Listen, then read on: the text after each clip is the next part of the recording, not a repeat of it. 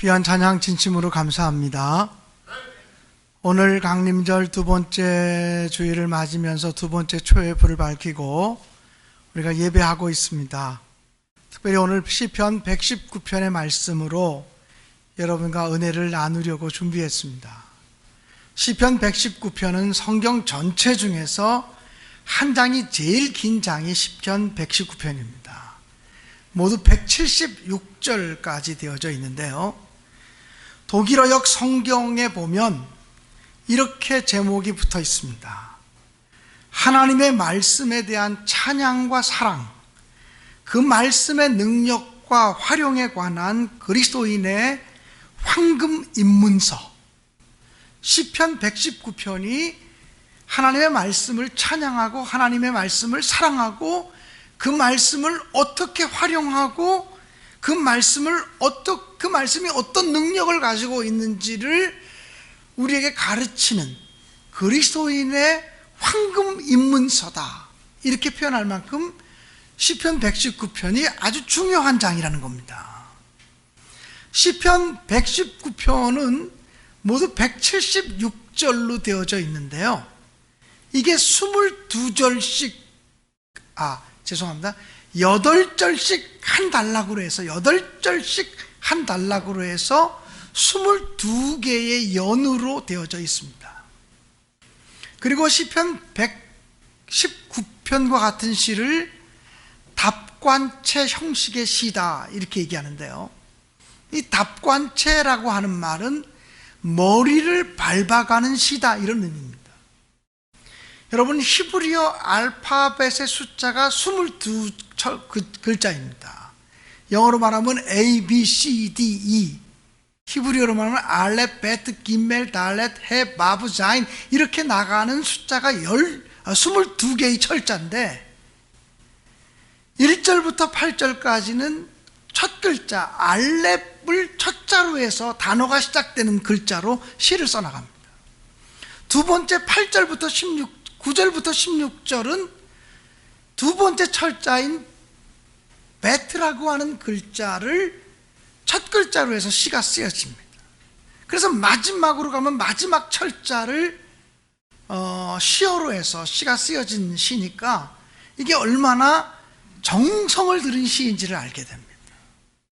특별히 시편 176편을 읽다 보면 1절부터 176절까지 매 절마다 하나님의 말씀을 상징하는 단어가 하나씩 들어가 있습니다. 주의 율례, 주의 계명, 주의 증거, 주의 법, 주의 도, 말씀을 상징하는 단어가 매 절마다 하나씩, 한 단어씩 다 들어가 있습니다. 이게 얼마나 신경을 쓴 시인지 모릅니다. 그러니까 시편 119편은 문학가들이 읽으면 이 굉장한 시입니다. 1절부터 176절까지 모든 절마다 말씀을 이야기하는 단어가 들어가 있죠. 또 1절부터 8절, 그것이 한 단위로 알파벳 한 글자 한 글자씩 그 시어를 똑같이 사용하고 있다고 하는 게 대단하지 않습니까? 그래서 시편 119편은 문학하는 사람들에게 있어서 굉장히 중요한 시 가운데 하나입니다. 특별히 저는 시편 119편의 말씀 중에서 오늘은 32절의 말씀을 읽다가 제 마음에 큰 은혜를 받았습니다. 주께서 내 마음을 넓히시오면 내가 주의 계명의 길로 달려가리이다. 주님께서 내 마음의 문을 넓혀주셔야 내가 주님의 계명을 지킬 수 있습니다라고 하는 고백입니다.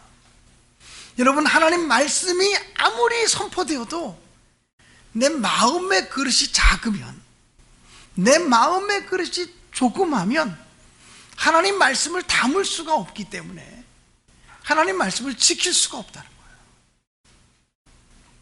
하나님 말씀을 지키려면 우리의 마음의 그릇이 먼저 커져야 된다라고 하는 사실입니다. 여러분, 우리가 보통 삶을 살아가다가 저 사람 참 사람이 크다, 이렇게 얘기할 때가 있습니다. 누가 큰 사람입니까? 어떤 사람이 큰 사람입니까? 키가 큰 사람이 큰 사람입니까? 그럼 언제나 저는 작은 사람일 수밖에 없습니다. 지위가 높은 사람이 큰 사람입니까? 권력을 가지고 있는 사람이 큰 사람입니까? 명예를 가지고 있는 사람이 큰 사람입니까? 돈을 많이 번 사람이 큰 사람입니까? 아니면 손이 큰 사람이 큰 사람입니까? 큰 집에 사는 사람이 큰 사람입니까? 결국 그렇지 않을 것입니다. 그러면 어떤 사람을 가리켜서 큰 사람이라고 말할 수 있을까요? 첫째는 넓은 마음을 가진 사람이 큰 사람입니다. 제가 목회하면서 교인들을 만나보면 공부는 많이 했는데 마음이 좁은 사람이 있습니다. 인물은 참 잘생겼는데 속이 좁아서 만나면 답답한 사람이 있습니다. 그런데 어떤 사람은 특별한 권력이나 명예나 사회적인 지위를 가지고 있지 않음에도 불구하고 마음이 넉넉하고 매사에 이해심이 많아서 가까이 하기에 참 편한 사람이 있습니다. 사도 바울은 고린도 교회를 향해서 이렇게 말했습니다. 내가 자녀에게 말하듯 하노니 보답하는 양으로 너희 마음을 넓히라. 고린도 후서에 있는 말씀인데요, 새번역 성경으로 읽으면 이렇습니다. 고린도의 성도 여러분, 우리는 여러분에게 숨김없이 말하였습니다. 우리의 마음을 넓게 열었습니다. 우리가 여러분을 옹색하게 대하는 것이 아니라 여러분의 마음이 옹색한 것입니다. 나는 내 자녀들에게 이르듯이 말합니다. 보답하는 뜻으로 여러분도 마음을 넓히십시오. 이 말은 바울 사도가 고린도 교인들에게 편지하면서 마음을 넓히라고 쓴 편지인데 사실 주님께서 우리들에게 주시는 말씀이기도 합니다. 신내교회 성도들아, 마음을 좀 넓혀라. 그래야 이 험악한 인생을 살아가는데 행복할 수 있다. 이렇게 말씀하시는 줄 믿습니다. 마음이 넓은 사람이 큰 사람입니다. 아무리 인물이 좋고 공부를 많이 했어도 속이 좁으면 작은 사람입니다. 시어머니가 큰 마음을 가져야 며느리가 편하게 살아갈 수 있습니다. 시어머니가 사소한 일로 삐딱해지면 가정이 평안할 수가 없는 것입니다. 남편이 넓은 마음을 가져야 사소한 일로 오해하고 삐지지 않아야 아내가 숨 편히 쉬며 살 수 있는 것입니다. 소나무는 큰 나무이기 때문에 가시덩굴이 몸을 휘감아도 아무 말도 하지 않습니다. 그리고 찬바람이 불어오는 겨울을 기다립니다. 찬바람이 불어오면 가시덩굴은 우수수 다 떨어져 버립니다. 그리고 소나무만 독야청청 홀로 서 있습니다. 제가 어느 모임에 가서 어느 여자 교수님의 간증을 들은 적이 있습니다. 이분이 어렸을 때 6.25 사변이 일어났는데 아버지가 6.25 사변 때 전사하셨다는 겁니다. 그리고 어머니가 젊은 날에 홀로 되셔서 재혼도 하지 아니하고 자기 자녀들을 다 키우셨는데 남대문과 서울역 인근에서 떡장수 하시면서 자식들을 공부시켰답니다. 근데 이 딸이 열심히 공부해서 대학원도 졸업하고 또 공부 잘하는 남편을 만나가지고 함께 외국 유학 갔다가 박사학위도 받고 들어와서 두 내외가 같이 대학 교수가 되었습니다. 두 내외가 같이 대학 교수가 되니까 이제 경제적으로도 안정되고 어디 내놔도 부끄러움이 없는 그런 사회적인 지위를 갖추게 되었습니다. 이 부인 되는 교수가 자기 남편에게 이렇게 얘기합니다. 우리 어머니 함께 모시고 살면 좋겠다고. 우리 어머니 평생 홀로 사시면서 우리 자식들을 뒷바라지했는데 노년에도 홀로 사시는 거 두고 볼 수가 없다고. 우리가 모시자고. 그랬더니 마음 넓은 남편이 그렇게 하자 그래서 그 친정어머니를 모시고 함께 살게 되었다고 합니다. 친정어머니 생신날이 되어서 생일상을 찾아드리고 딸이 어머니에게 이렇게 묻습니다. 엄마 소원이 뭐야? 내가 이제는 엄마 소원도 하나 좀 들어줘야지. 엄마 소원이 뭐야? 그랬더니 엄마가 이렇게 말합니다. 내 소원은 하나밖에 없어. 뭔데 엄마 소원 얘기하면 이제 내가 엄마 소원 들어줄 만큼 살잖아. 엄마 소원 얘기해봐. 그러니까 엄마가 하는 말이 내 소원은 오직 하나인데 내가 다니는 그 교회에 너도 함께 다니면 소원이 없겠다. 이렇게 얘기합니다. 그러니까 소원 들어주겠다 그랬으니 알았다고 그러면서 그동안 내가 교회 안 다녔지만 엄마 따라서 내가 교회 가겠다. 그게 엄마 소원이라면 내가 소원 들어드리겠다고. 그리고는 이번 주부터 교회 나가겠다고 약속을 했습니다. 그전에는 어머니가 먼 길을 버스를 타고 홀로 다니셨는데 며느리가 차를 가지고 어머니를 딸이죠. 친딸이 자기 친정어머니를 모시고 차를 타고서 어머니와 함께 교회 갔습니다. 첫째 날 교회 가니까 그분이 어머니가 권사님인데 그 어머니 권사님의 자식들 중에 교수가 있다는 것 모르겠어요? 교인들이 다 알죠. 신앙생활 하면 다 알잖아요. 그 따님도 교수고 사위도 교수라는 걸 다 알죠. 따님이 나왔다 그러니까 교인들이 환영하고 새가족 교인들이 영접하고 환영하고 그랬습니다. 이제 점심을 같이 먹었는데 교회 식당에서 점심을 먹었는데 어떤 교인 한 분이 달려오더니 이렇게 말합니다. 교수님 부탁드릴 게 있어요. 그러면서 제 아들이 뭐 실력이 없는데 어떻게 하면 대학에 들어갈 수 있는지 가르쳐 주세요. 처음 만나자마자 누가 와서 부탁드린다 그러고 얘기하니까 말을 해주면서도 이분이 조금 마음이 언짢아지기 시작했습니다. 그런데 그때가 연말이었는지 이제 방마다 막 남선교 여선교에 총회가 열리고 있는 모양이에요. 그런데 어느 방에서 들리는 소리인지 모르지만 남자들이 회의하면서 어떤 사람이 소리를 고래고래 지릅니다. 그래 네가 다 헤쳐먹어라. 이런 소리가 들립니다. 그래서 불편한 마음을 가지고 밥을 먹고 있는데 식당에서 한쪽에서 어떤 여성교회원들이 얘기하면서 이렇게 얘기합니다. 누구를 가리켜서 얘기하는지 모르겠지만 아유 저것들은 교회 온 지도 얼마 안 되면서 설치고 다녀. 꼭 자기한테 하는 소리처럼 들려집니다. 도저히 마음이 불편해서 더 이상 있을 수가 없어요. 그래서 밥을 먹고 있는 엄마에게 엄마 나 지금 급한 일이 생겼다고 빨리 가야 된다고. 아 얘야 나 지금 아직 사람도 다 못 만났는데 내가 만날 사람도 있는데 안 된다고 지금 빨리 가야 된다고. 빨리 가자고. 엄마가 밥 먹고 있는 것도 중단시키고 일으켜 세워가지고 차를 타고 집으로 왔습니다.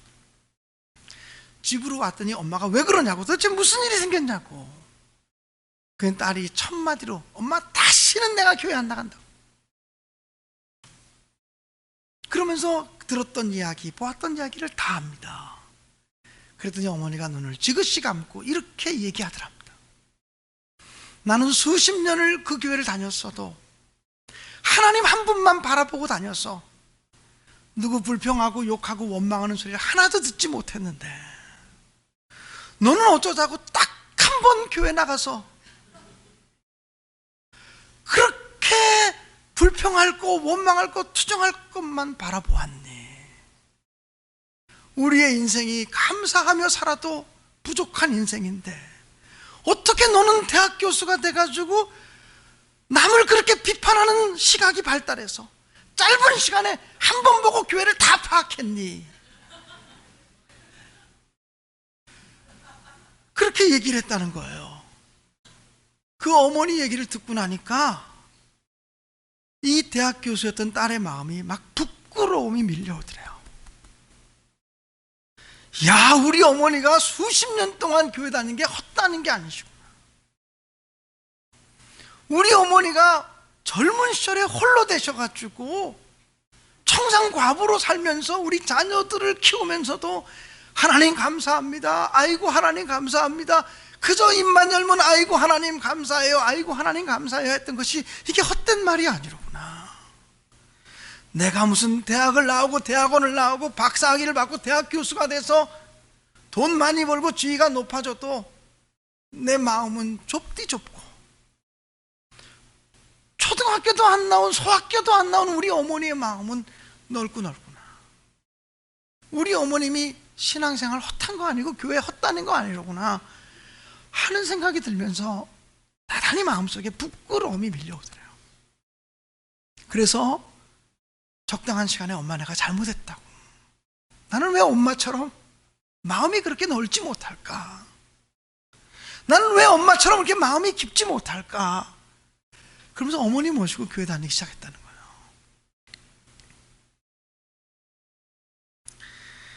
사랑하는 여러분, 우리가 인생을 살다 보면 큰 사람을 만날 때가 있고 작은 사람을 만날 때가 있어요. 큰 사람을 만나면 마음이 얼마나 평안해지는지 몰라요.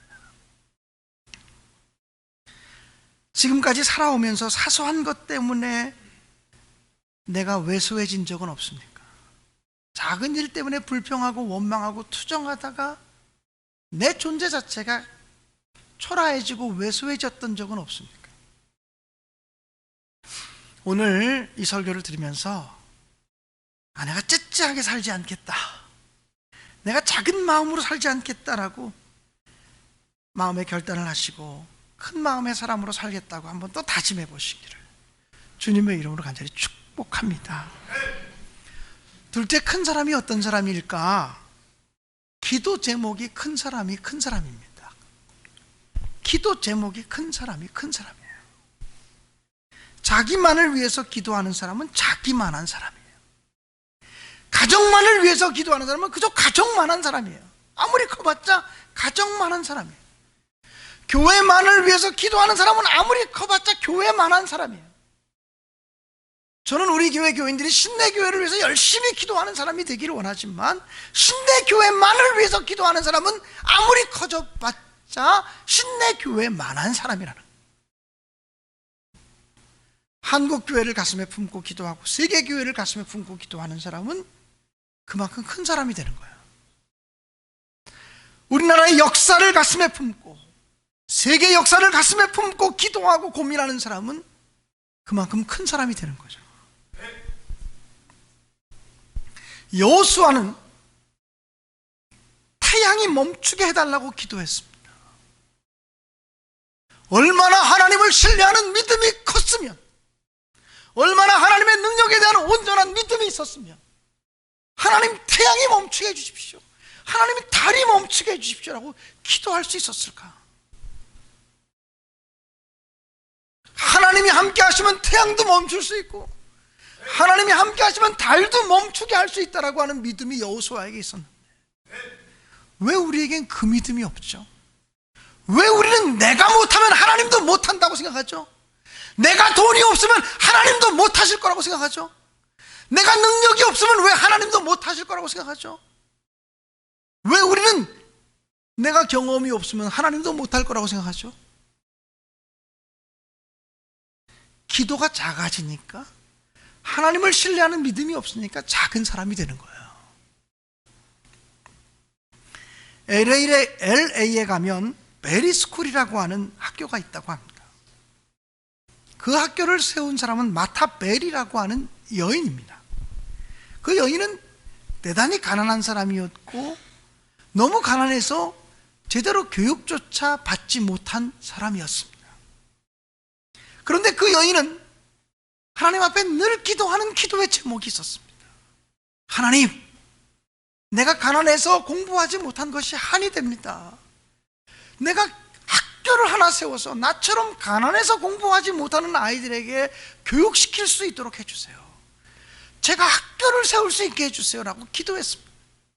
이 가난한 사람이 무슨 돈이 있겠어요? 자기도 많이 배우지 못했으니 뭐 학교를 운영할 만한 그런 지적인 능력이나 경험이 있는 것도 아닌데 그 여인은 하나님 앞에 그렇게 기도했어요. 하나님, 제가 가난해서 못 배운 한이 있으니 저처럼 가난해서 못 배운 사람들에게 섬길 수 있도록 학교를 짓게 해주세요. 쥐뿔도 없으면서 하나님께 학교를 짓게 해달라고 기도하고 있었어요. 근데 기도하는데 갑자기 누가 떠오르냐면 당시에 최고의 갑부였던 헨리 포드가 떠오르는 거예요. 포드 자동차의 회장이신 자동차 왕 헨리 포드가 떠오르는 거예요. 헨리 포드 같이 돈 있는 사람이라면 맘만 먹으면 학교 하나 짓는 거 아무 문제도 안 될 텐데, 기도하는 가운데 그 마음이 들어서 하나님이 나에게 헨리 포드를 찾아가라 그러나 보다. 그리고는 헨리 포드를 찾아갔어요. 여러분, 대기업체 총수를 만나는 게 쉬운 일입니까? 어렵죠. 근데 편지도 쓰고 노력도 하고 어떻게 해가지고 정말 헨리 포드를 만나게 됐어요. 헨리 포드에게 자기가 학교를 세우고 싶다고 딱 얘기를 했어요. 그런데 헨리 포드가 그 여인의 이력을 보니까 도저히 학교를 세우고 학교를 운영할 만한 사람이 아닌 거예요. 그래서 헨리 포드가 보기 좋게 거절하면서 1달러도 안 되는 10분의 1달러를 그에게 줬어요. 내가 당신에게 줄 돈은 이것밖에 없다고. 여러분, 10분의 1달러라고 하는 것은 그저 100몇십 원, 우리 돈으로 100원 꼴 되는 그 돈을 준 거예요. 이것은 아주 보기 좋게, 당신 같은 사람이 무슨 학교를 세울라 그래? 그러고 거절한 거죠. 그런데 이 마타 베리라고 하는 여인이 그 100원을 받아들고 하나님께 기도합니다. 하나님, 내가 기도하는 가운데 하나님이 나에게 헨리 포드를 찾아가라 그래서 내가 찾아갔는데 그 사람한테 받은 것이 이것밖에 없습니다. 이것도 하나님이 내게 주신 기도의 응답이라고 저는 믿겠습니다. 그리고는 그 100원을 가지고 뭐를 할까요? 물론 지금 우리들의 시대가 아니고 거의 100년 전 얘기니까 이 사람이 그것을 가지고 꽃씨를 샀습니다. 꽃씨를 사서 밭에 심었습니다. 그리고 그것을 거두어서 잘 가꾸고 거두어서 장사를 해서 이문을 남겼습니다. 또 씨를 사가지고 더 많은 씨를 밭에 심고 또 잘 가꾸어서 거두어서 또 팔았습니다. 그렇게 오랫동안 반복한 가운데 목돈이 모아졌어요. 그래서 그것을 가지고 아주 허름하지만 학교를 하나, 조그만 교실 하나를 만들고 학교라고 이름을 붙였습니다. 그리고는 헨리 포드에게 편지를 보냈어요. 당신이 도와주셔서 학교가 섰습니다. 당신이 도와주신 돈 갖고 학교가 섰으니 오셔서 축사를 해주십시오. 헨리 포드가 10분의 1달러 10전짜리 돈 하나 주고서 거절한 거를 내가 알고 있는데, 아니 자기가 돈 준 돈을 가지고 학교가 섰다니 이게 있을 수가 없잖아요. 이게 무슨 일인가 싶어가지고 헨리 포드가 직접 가본 거죠. 마타 베리가 이야기합니다. 내가 기도의 감동을 받고 포드 씨를 찾아갔는데 헨리 포드께서 돈을 주셔서 하나님의 기도의 응답이라 믿고 제가 포기하지 않고 그것 가지고 활용을 했습니다. 그런데 지금 그 돈이 이렇게 건물을 만들게 됐습니다. 누가 감동했을까요? 헨리 포드가 기가 막힌 거예요. 그 자리에서 100만 달러를 내놨어요. 학교 큰 건물 짓고도 남을 돈을 내놓은 거죠. 여러분, 큰 사람은요 삶의 방식이 다르고요, 큰 사람은요 기도가 다르고요, 큰 사람은요 기도의 응답을 보는 눈도 달라요.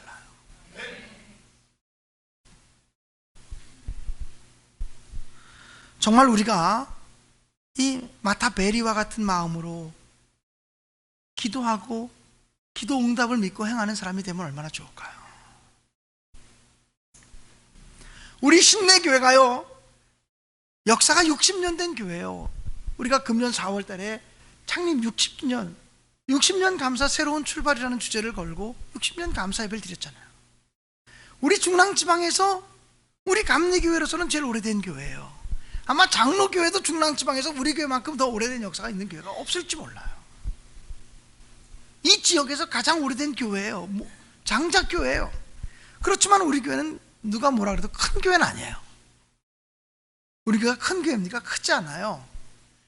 그렇다고 우리 교회가 작은 교회입니까? 작은 교회도 아니에요. 저는 앞으로 우리 교회가 더 큰 꿈을 가지고 더 큰 기도 제목을 가지고 기도하는 교회가 됐으면 좋겠어요. 여러분, 우리 교회가 건축을 앞에 두고 있는데 건물 크게 짓는 교회가 큰 교회는 아니에요. 정말 큰 교회는요 일꾼을 키워내고 인물을 키워내는 교회가 큰 교회인 줄 믿습니다.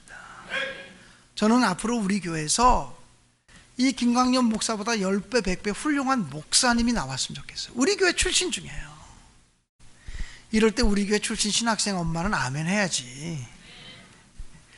여러분, 저는요, 우리 교회에서 정말 훌륭한 정치인이 나왔으면 좋겠어요. 물론 지금 우리 교회 박홍근 국회의원께서 우리 교회 집사님으로 충성하고 있습니다만 앞으로도 더 좋은 정치인들이 많이 나왔으면 좋겠어요. 우리 교회에 좋은 문학가들이 좀 나왔으면 좋겠어요. 좋은 예술가들, 음악가들, 미술가들이 좀 나왔으면 좋겠어요. 우리 교회에 역사적인 인물이 좀 나왔으면 좋겠어요. 사랑하는 여러분, 우리나라 지금부터 한 100년 전으로 역사만 거슬러 올라가도요, 1900년대 초반에 한국의 개화 운동을 일으켰던 사람들의 거의 대부분이 기독교인들이었습니다. 백범 김구 선생, 인천 내리교회 교인입니다. 지금도 제가 인천 내리교회 친구가 담임 목사인데 그 교회 가봤더니 1920년대 30년대 찍었던 교인들 사진이 있는데 정 가운데 백범 김구 선생이 있더라고요. 여러분, 이준 열사 상동감리교회 교인입니다. 국어학자 주시경 선생, 역사학자 윤치호, 다 우리 감리교인들이에요. 그런 큰 인물을 길러내야 큰 교회가 되는 거지. 건물이 아니라 사람입니다. 정말 우리가 사람을 길러내는데 힘쓰는 교회가 될 수 있기를 간절히 바라요. 이 사람에 대해서 투자할 수 있는 교회가 복된 교회입니다. 사람한테 투자하는 것을 아끼지 않는 교회가 큰 교회가 될 교회입니다.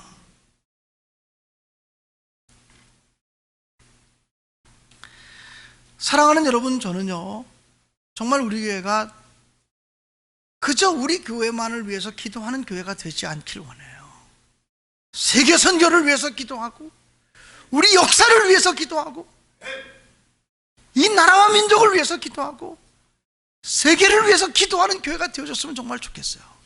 우리 기도가 커지지 않는 한 우리가 넓은 사람, 큰 사람이라고 말할 수 없다는 거죠. 세 번째로 어떤 사람이 큰 사람이냐면 행동이 대범한 사람이 큰 사람이에요. 큰 사람은 행동이 대범합니다. 큰 사람이기 때문에 큰 행동을 하는 것 같지만 사실은 큰 행동을 하기 때문에 큰 사람이 되는 겁니다. 우리 믿음의 사람으로서 큰 행동을 한다는 것이 바로 뭐냐면 용서하고 사랑하고 섬기는 행동입니다. 우리가 예수님을 가장 크고 위대한 분으로 모시는 것은 예수님만큼 큰 사랑, 예수님만큼 큰 희생, 예수님만큼 큰 섬김을 베푸신 분이 없기 때문에 그렇습니다. 예수님은 자기를 십자가에 못 박는 사람들을 향해서도 아버지여 저들을 용서하옵소서, 저들은 자기들이 무슨 일을 하는지 알지 못합니다라고 그렇게 용서를 선언했습니다. 사랑하는 여러분, 우리 연말을 보내고 있는데 새 시간을 맞이하기 전에 용서할 사람들 다 용서하고 새해를 맞이했으면 좋겠어요. 더 넓은 마음을 가지고 사랑의 마음을 가지고 새해를 맞이했으면 좋겠어요. 미워하는 사람 없다, 이 마음 가지고 새해를 맞이할 수 있으면 정말 좋겠어요.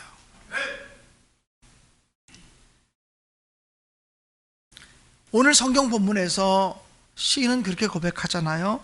주께서 내 마음을 넓히시면 내가 주의 계명의 길을 달려가겠습니다. 주님께서 우리 모두의 마음을 넓혀주시기를 간절히 축복합니다. 1999년 7월 4일에 일어난 일입니다. 그날은 미국의 독립기념일이었습니다. 또한 주일날이기도 했습니다. 윤원준이라고 하는 청년이, 한국 청년이죠, 당시 인디애나 주립대학에서 석사과정을 밟고 있던 장래가 촉망되는 청년이었습니다. 그 청년이 평소와 같이 주일날 예배드리기 위해서 블루밍턴에 있는 한인교회로 갔습니다. 교회 주차장에 차를 세우고 교회 예배당으로 걸어 들어가는데 갑자기 난데없이 총탄이 날라 들어와서 이유도 없이 총알을 맞고 그 자리에서 목숨을 잃었습니다. 벤자민 스미스라고 하는 백인 우월주의자가 유색인종은 모두 죽여야 된다는 생각으로 무차별 총을 난사해서 그 총에 맞고 죽은 것입니다. 3일 지난 후에 그 사람의 장례식이 열렸는데 당시 미국의 법무장관을 비롯해서 약 1,500명 이상의 조문객들이 그의 죽음을 애도하기 위해서 모였습니다. 장례식 순서가 진행되는데 거의 끝부분에 유가족을 대표해서 한 사람이 인사를 했습니다. 그 사람은 바로 총을 맞고 죽었던 윤원준이라고 하는 그 청년의 사촌형이었습니다. 이 사촌형의 이름은 박승호 목사님이었습니다. 이 박승호 목사님이 유가족을 대표해서 인사했습니다. 우리는 지금 우리와 운명을 달리한 그의 목소리를 듣고 있습니다. 분명하고도 큰 소리로 말하는 그의 목소리를 듣습니다. 예수 그리스도의 이름으로 나는 벤자민 스미스를 용서하며 미국을 용서하겠다는 소리를 듣고 있습니다. 따라서 오늘 저는 오늘 모든 유가족을 대표해서 우리 사촌 동생을 죽인 벤자민 스미스를 예수 그리스도의 이름으로 용서합니다. 아울러 내 동생의 꿈을 빼앗아가고 그의 피를 흘리게 한 미국을 예수 그리스도의 이름으로 용서합니다. 예수님은 우리를 용서하기 위해서 이 땅에 오셨습니다. 우리 가족은 다 예수님을 믿는 사람들입니다. 따라서 우리 가족은 오늘 그리스도의 이름으로 벤자민 스미스와 미국을 용서합니다. 그의 인사말을 듣고 있는 모든 조문객들은 북받쳐 오르는 감정을 억누를 길이 없어서 눈시울을 흐느끼며 붉히면서 흐느껴 울었다고 합니다. 우리 기독교를 가리켜서 사랑의 종교라고 부릅니다. 사랑의 뿌리가 뭡니까? 용서입니다. 용서하지 않으면서 나는 사랑한다 말할 수 없습니다. 예수님께서 우리에게 보여주신 십자가의 사랑이 용서입니다. 이제 강림절 둘째 주일을 맞이하고 있습니다. 아기 예수의 오심을 사모하는 절기입니다. 예수님 마음을 품어야 예수님을 맞이하지. 마음은 좁은데 불평과 원망과 원한과 투정으로 가득 차 있는데 어떻게 우리가 예수님을 모실 수 있고 영접할 수 있겠어요? 예수님 모시기 위해서 마음의 문을 넓게 열고 넓은 마음으로 대범한 행동으로 큰 기도의 사람으로 우리가 큰 사람 되기를 소원하며 성탄절기를 보낼 수 있게 되어지기를 주님의 이름으로 간절히 축원합니다.